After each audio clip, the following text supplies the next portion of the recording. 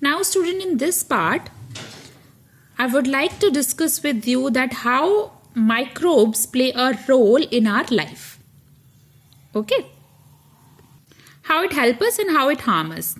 Now, all of us know that microbes are harmful to us. That is something which is known to all of us, that whenever we think of the microbes, all you could think is that bacterial infection, viral flu. We can only relate these organisms to get bad effects. Okay. In fact, if I ask you that how these microbes are harmful to us, you can give plenty of diseases that these diseases are caused by the microbes. So we can think of n number of situation or n number of diseases which are caused by the different microorganisms. But in this lesson, our focus is not only to talk about the harmful microorganism, but also talk about the friendly microorganism, because they help us in number of ways. Their help is not that popular amongst us.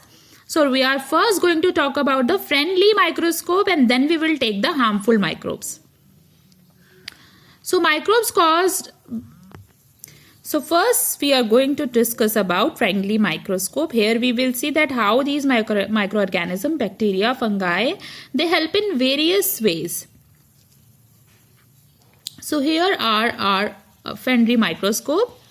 So they are also useful to human being in many different ways. Now it might be surprising, till now we only knew about the germs, that microorganisms are germs, but basically germs are not, and microbes are not synonyms. The term germs are used for the microbes which causes diseases. There are good microbes as well, the good microbes which help us in many different ways.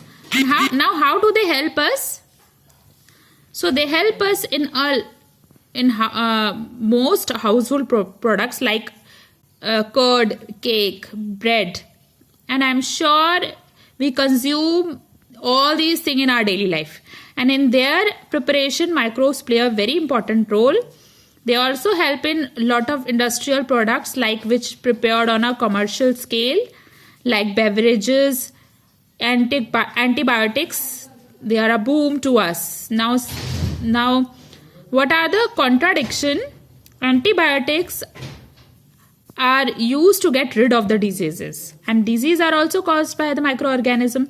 So on one hand we have a group of harmful organisms, and on the other hand we have a group of helpful microorganisms which help in preparing the antibiotics, and these antibiotics cure the diseases. So it serves both the purpose. It also helps in the preparation of lot of enzymes and acids, and they are very much helpful.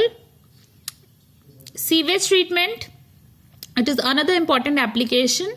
Right now you might not know about sewage treatment. I will just quickly tell you what is sewage. Sewage is a unwanted water which has a lot of pollutants, okay, which can cause air pollution or water pollution, and it comes out of our houses every day.